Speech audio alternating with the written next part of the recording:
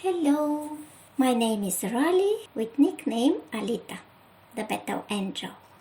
Surprise! We're shifting here from Bulgarian to English.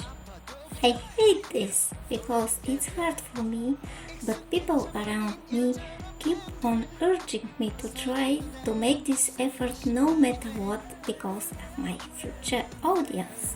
If I want to reach you guys globally.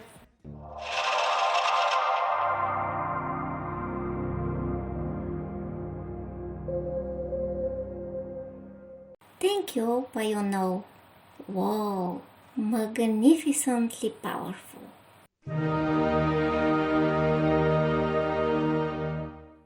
And now, the playtime. I marked this song in my mind as soon as they dropped the teaser for the music video. The contrast between the atmosphere of the action itself and the title of the song immediately caught my attention. It was obvious that the story would go how we can say thank you for someone's hateful behavior. Wow, what a beautiful message, again, I thought. And when the song came out, it really went deep into my heart. As music, as performance, as visualization, strong, dramatic, impactful. The feeling of humble determination and power teemed with the whole song. It immediately captivated my mind with its radiant stoicism and sadness, but not reciprocal hatred. Not hatred, but both humility and braveness in facing the circumstances. Thank you for disliking me and helping me to become stronger by pouring hatred on me. Thank you for disliking me sounds really impressive even just as a phrase. The modern social hate effectively recreated with the message to stand up after every next punch, becoming stronger with each new step. It hurts, especially when the strike comes from those close to you, from those to whom you have given your heart, your trust, your love, and on whom you rely. In the world of artists, those beloved ones who very often do not realize what they are causing sometimes are the fans, or just the audience. Unfortunately, every person working in the spotlight is a victim of such treatment. And here come the lessons of which are kinda in Japanese style as severity. That element with the lessons was the other point in the song that touched me deeply. By the way, right there in the choreography, we can see the usual presence of the snake, which for me is always a symbol of wisdom, no matter how can it be presented. Even its poison is healing in measured doses. And who knows how to transform the energies of a negativity in the surrounding world, those are the wise people, let's say, can take more to set us free from outdated and dysfunctional social rules, traditions, rituals.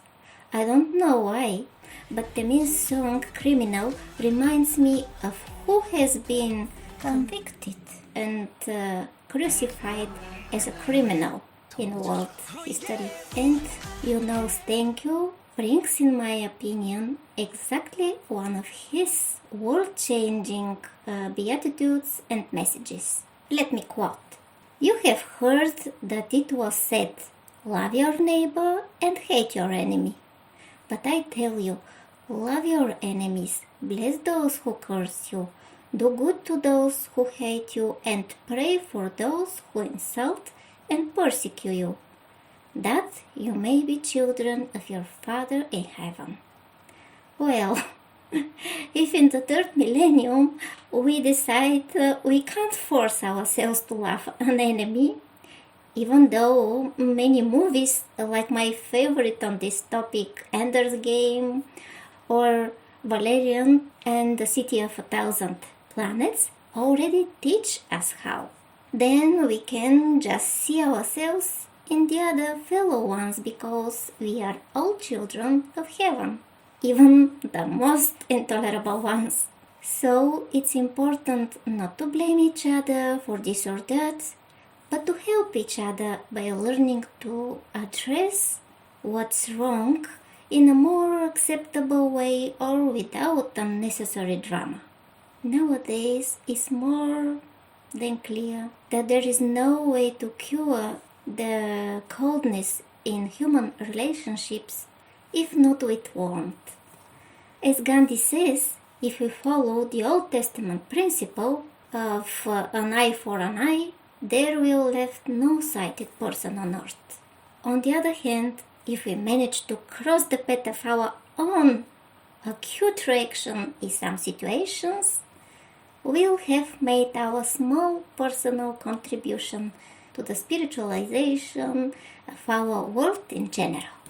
I remember an exciting dream of mine in this regard. In my dream, I injured my big toe.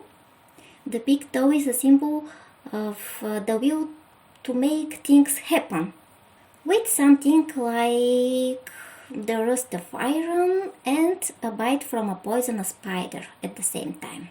At first, it was almost fine, but then my leg quickly turned reddish and swelled almost to the knees. It went very, very bad. I couldn't step on it anymore. I would have died from poisoning in a while if I'm not treated with an antidote, I realized. At that moment, I was told something important and very reassuring, but I don't remember what exactly it was. I remember that I felt calm and that finally the help came through the window. Microsoft Windows. It was an ambulance, but came to me through, in the dream it was a real name of internet provider. And the antidote, the cure, was flooding the sore spot with meat. They dosed the bitten and the whole swollen reddened place with meat, metaphorically with something highly helpful and sweet. I remembered all this from the dream because I actually derived the whole meaning through it. My injury was a deadly disturbance in the warmth in the human approach to each other and could be cured by restoring the internet and honey in the relationship. It was a very, very pleasant feeling how the meat relieved and quickly melted the infection of the diseased leg. The diseased leg is a symbol of a weak spot in the mind because the gait speaks of the mentality with which one walks.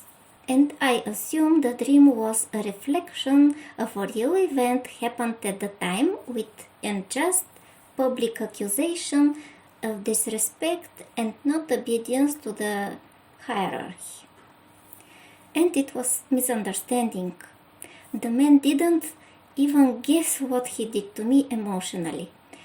And for me, the incident was an opportunity to realize that often people react quite sharply, simply in defense of themselves and in a sense of responsibility, without realizing that they may not be well informed and even less what they can actually cause to others.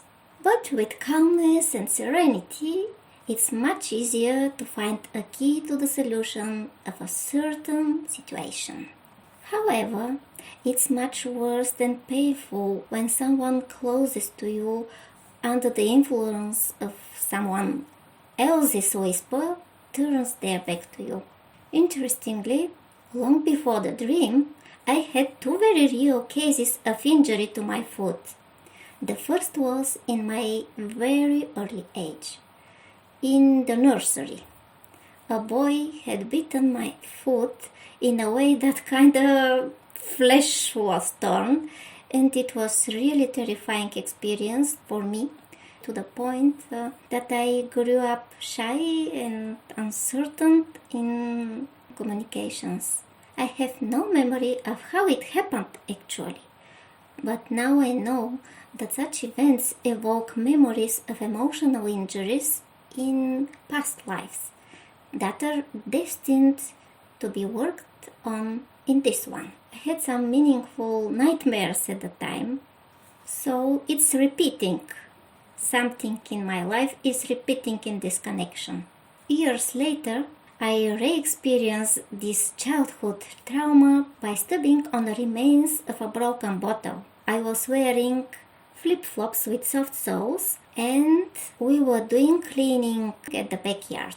Suddenly, I jumped with almost all my weight on an angular piece of broken glass that I hadn't noticed. This physical trauma coincided with the moment I began to get free of my first real and very unhappy love story in my early 20s. Until then, I used to fall in love mostly with movie or fiction characters. Then Mozart topped my list. So it was time when I started to shake off the sticky feeling of darkness and hopelessness, literally, and just like in many SM songs. The story is long, but in short, one day the boy I liked in the martial art dojo, where I trained, shared to me words by our coach that I was a witch who had to burn at the stake because I'm dirty vegetarian. Dirty because he, the coach, had also tried to be a vegetarian but managed to be for 2 years only. Then he realized that this was something unnatural and started to eat meat again. And the other reason, because I'm highly interested in religious and the occult. It was time when I felt dirty, tainted, and in disbelief that I can trust someone I love to be truly in love with me too. It was then that I discovered the teaching of wisdom by Vaklur Tolev, which gradually brought back in my life the joy of living of this often cold and unfriendly world. Hence our motto now: joy is the smile of wisdom. Can you see now how well I follow the noted steps in the episode Kick It, or about the end of yesterday's trauma? Open the door and let the nightmares go with the flow of a new wind, a new set of mind. The story has quite a deeper continuation, but I'll skip it. It's getting too long. The ability to point out the faults in our world without it being just cozy pessimism, personal weakness, or a way to easily gather energy is an art that I'm not yet trained in. I can't take over a given situation and transform it with an instant response. This expression reminds me of an interesting dream about supposedly Pythagoras' school in the past. In my dream, the atmosphere there was a bit like what Ursula Le Guin in her book The Wizard of Fourth Sea had described for Rogue Island, the island of wizards and true knowledge. So in my dream, advanced students dealt with illusions, and I saw a demonstration. To an advanced student was thrown a milky green snake, and by the time it reached his hands, it had turned into a sword. The sword of the word, of course. Then he turned back to the teacher, and he threw again, and again the same several times I saw. It was like child's play. but I still wasn't in this position of disillusion, I knew. That's why I have made my mind to contribute in making our world more beautiful by responding to the things that positively impact me. And what's remarkable is that such things are constantly there around. I included a picture from Pixar Animation's Monster Ltd. In the thumbnail because our society still lives with the subconscious conviction that fear is the force with which we can subdue people to our will in social battles for more influence. Laughter and joy, however, seem to be many times more powerful and contagious, but we haven't mastered the ability to wake them up in ourselves and pass them to the others. I wish more and more people to start learning how to see the world in brighter colors, and I'm personally always attracted like a magnet to such characters to observe from their aura. The cheerful pranksters at school have always been my favorites, and I'm not at all surprised that Baekhyun from EXO tops this list of mine right now. Of course, the serious side is also needed to give the golden carat of value and depth. And if we go back to the song Thank You by YouKnow, which caused this greatly shortened outpouring, I would emphasize the best phrase in the lyrics for me, which sounds as if Lay said it. Stand tall and still, don't lose your balance. And that's all for today. Goodbye and see you soon. Bye!